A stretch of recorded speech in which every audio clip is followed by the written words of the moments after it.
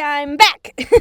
Okay, a lot of my videos are going to be kind of late. My roommate recently had surgery on her foot, so I'm constantly running back and forth. But once we get into a good pace, it'll even out. Anyway, I know I had you guys vote on who I'd draw after Frankie, but drawing Draculaura was like pulling teeth. I couldn't get into it. And seeing as I have a lot of beef with this version of Clawdeen, I couldn't help but draw her first. So sorry, Draculaura fans, you'll just have to wait. Now, I want to be very clear. I do not hate the design. I do, however, hate the character. Like, both the live action and the show made me seriously hate Clawdeen as a character. Or, I guess specifically how the writers wrote Clawdeen. They pretty much took all the personality from her and turned her into this weird pick-me nerd, not really a smart nerd, but more of a monster nerd, which really, was that necessary? Like, they could have just had Clawdeen be homeschooled, like, maybe she didn't fit in with the other werewolves at her previous school and asked to be homeschooled for a while, and then she finds out about Monster High, that it's a school for all kinds of monsters, and that interests her.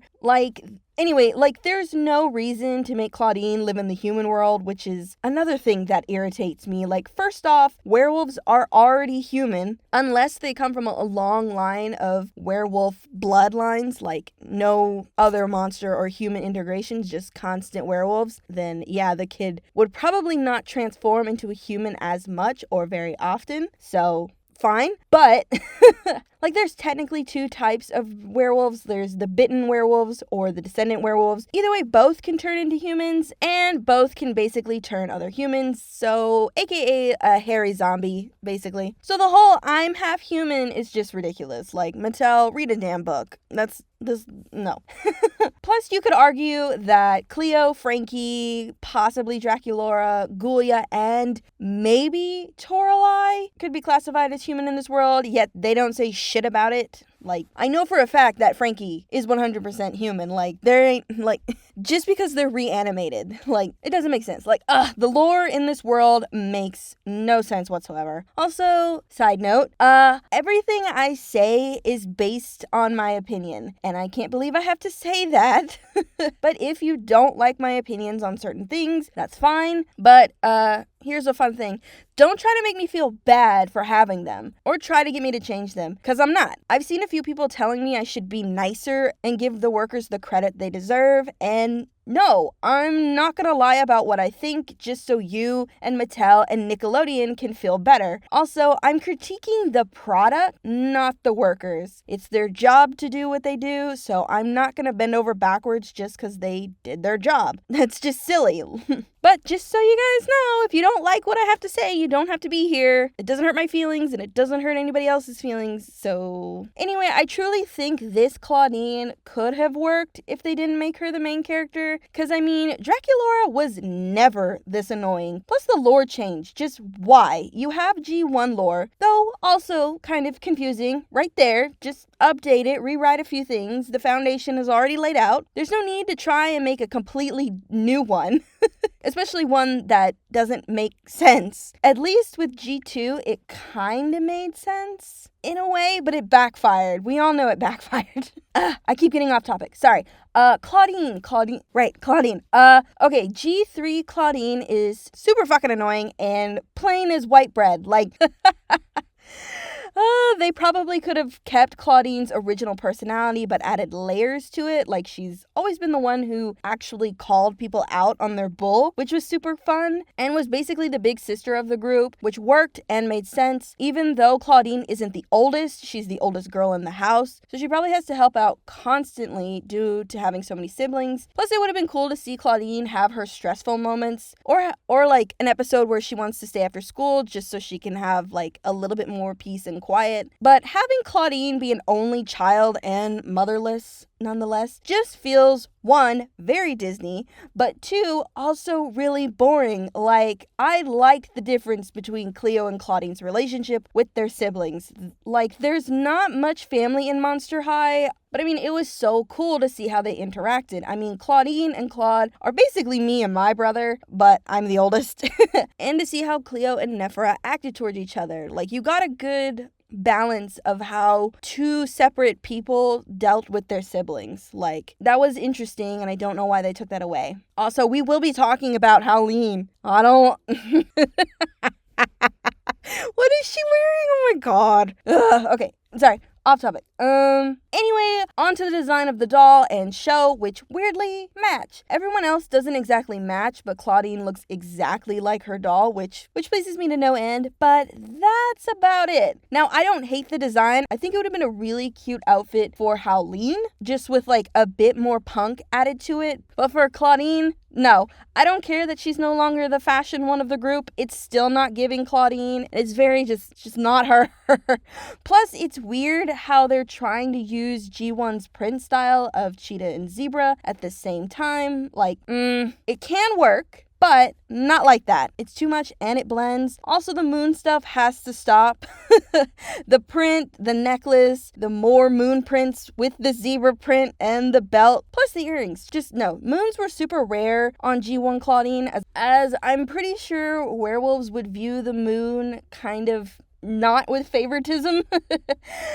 As that's the thing that keeps them in their monster form, which if you didn't live in monster society would be extremely stressful and make you hate the moon. Like, if you were a bitten werewolf, I'm pretty sure you would not view the moon with favoritism at all. But if you grew up in monster society, it'd be different probably. I don't think werewolves in monster society hate the moon. I just think they don't think too much about it, as it's just a constant thing in their world. You know, it's just... to them, it's the moon. Like, it does what it's supposed to do for them, and they've lived through society that way. Anyway, I think what bothers me so much about the design is how plain it is. Like, G1 was kind of plain in color, but in style, it was not. And what makes me and others view G3 as not a fashion doll line, minus the fact that the dolls now come with food and a drink, which is very not fashion. I don't understand. That's another thing that makes me feel like the doll line is not fashion-based.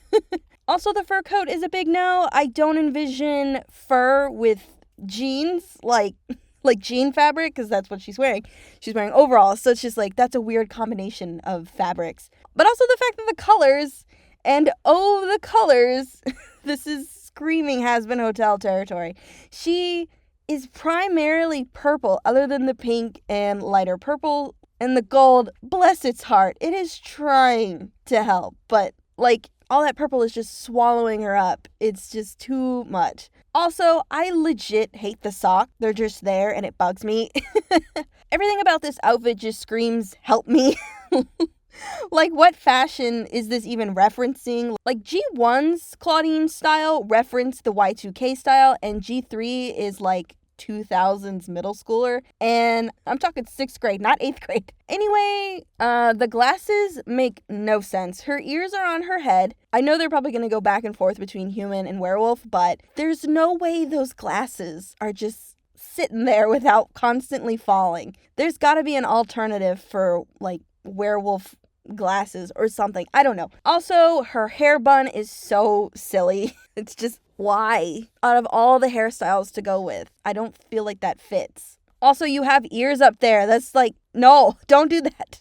I also feel like her curls should be tighter, though I will say I like the freckles, though they probably should have spread them around a little bit, because freckles don't stay on just your cheeks. I also like the nose, even if it looks painted on.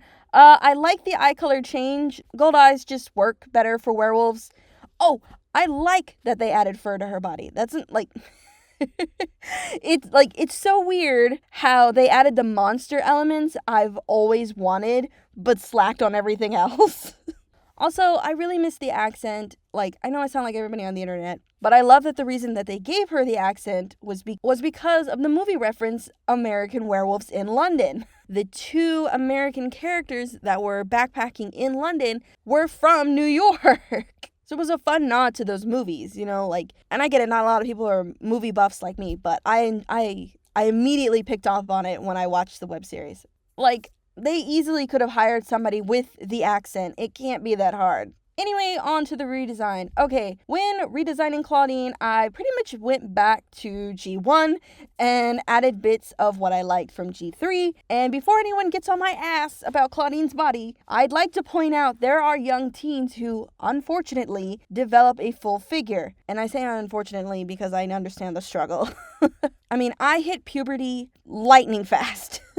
And basically had to deal with looking like a full-grown woman in middle school, while all the other girls were pencil-shaped, and I, unfortunately, was a full-blown hourglass. And since I identify with Clawdeen the most, I gave her my body type. So, there. Anyway, I really went hard on Clawdeen's wolf features. I get it's hard to make into a doll, but I don't really care. For Clawdeen's hair, I combined G1 and G3 styles with the split bangs, and instead of a bun, I made it into a ponytail. I also made Clawdeen's curls tighter and added gold bands just to add a bit of flair since both G1 and G3's hairstyles are kind of boring. I also kept the brown top color since I also have brown hair, so yeah. As for Clawdeen's makeup, I wanted to go as heavy and bold as possible because, I mean, you're basically putting makeup on first, so it's got to be heavy. As for the color choice, I have always adored neon green on Clawdeen. Like, the Halloween outfit is such a master of color. I can't. Plus, purple and green seem to work so well despite being so opposite. And the added gold yellow. Wow. Just wow. It's a palette that is just made to be. So if any of y'all say anything, you haven't yet experienced the masterpiece of neon purple, green, and yellow. Play with it for a little bit and come back. As for Clawdeen's overall fur, I like that G3 made Clawdeen more furry. It works. It makes sense. And the added freckles. So I just went harder with it. I put freckles everywhere and made Clawdeen's fur more noticeable. I also added a lighter color on the hands since Clawdeen is Afro-Latina. For Clawdeen's nails, I took a page from Rainbow High's Shadow High's dolls. Normally I wouldn't think long nails would work for a doll, but Rainbow High proved me wrong. I adore the long nails on these dolls. Ugh, these dolls in general, just masterpiece. As for Clawdeen's overall outfit, so Clawdeen's main G1 outfit is very punk inspired, but all her other outfits are more Y2K inspired. And personally, I prefer the Y2K style for Clawdeen as it's a style you can really go crazy with. Plus, it was the reason the cheetah, zebra, or any wild prints became so popular. So I went with a silk zebra print with black fur edges dress and ombre'd it. Just cuz. For the belt, I took inspiration from the Sweet 16 belt, the 13 Wishes belt, plus the necklace from G3 and combined them to create this studded gold belt with chains, which missed opportunity with G3. Like, I love the dog themes Clawdeen would sometimes have. The old bed set is still my fave. Like, come on, it's dog beds. That's hilarious. As for Clawdeen's jacket, same silhouette, I just changed the fur color to green while also adding cheetah print to it and adding double fur at the cuffs. But for the sleeves, I made them see-through with moon prints, which are more of a close-up detail, but also added rips to the sleeve as it's sheer. And with Clawdeen's nails and Clawdeen's body basically changing from itty-bitty human to giant hulking wolf, it couldn't help but rip. At the end of the video, you will see that I did add the glitter. It's not a lot. It's just another small detail for fans who like hidden stuff like that. Also, yeah, I gave Clawdeen a tail. Just seems like she should have one. I mean, it's not fair that Toralei gets the tail. She's a werecat. Clawdeen's a werewolf. They should both get tails. This doesn't seem fair. And finally, the shoes. I seriously had no idea how to go about this, as Clawdeen's shoes were probably the least unique out of all the others. Like, nearly every pair of shoes they've made for Clawdeen during her G1 run haven't been all that cool, but I get it now. Trying to make werewolf-inspired shoes is hard, so I went with a more open mouth look with a small moon in between the teeth. Took the teeth style from G3 and added bits and pieces from other shoes while also making them match the dress. I also made Clawdeen's feet into paws. Since, again, a lot of the dolls just look like humans. Well, you need to add more elements. And kept the open toe part of her G1 shoe styles. For added effect and accessories, I gave Clawdeen a few scars and a notch in her ear, as there's no way she doesn't go wild from time to time or get into fights with her werewolf siblings. I mean, they're basically like wild animals with human brains. There's gonna be a moment where they're just like, you better back off or I'm gonna bite you. Like, and for the accessories, they're just simple gold rings and piercings with a set of neon green bones. Again, sticking with the dog theme. Overall, I love what I made. Is it kind of busy? Yes. But does it work really well? Also, yes. And again, I would absolutely love to see this as a doll or just in the show, as I'm just not vibing with G3 Clawdeen. Like, she's extremely annoying. And also, the VA, I can't. It sounds like she has something in her mouth. And I'm sorry if it is just her normal voice, but it just like, I don't know. It makes my brain itch, and not in a good way. And that's just like my ADHD kicking in, and I'm like, stop! You're making me like zone out of what I'm trying to watch, and that shouldn't be happening. Anyway, let me know what you all think. I'm still working on the 3Vs. Vox is the last one for me to sketch. So they technically won't be ready for the next video. So the next video will probably be either Cleo, Nino, or the Sloth Prince. I haven't decided who I'll do first. Anyway, remember to like, comment, share, and subscribe. It really helps out the channel and me. I hope you all have a super fantastic day, and I'll see you in the next one. Bye!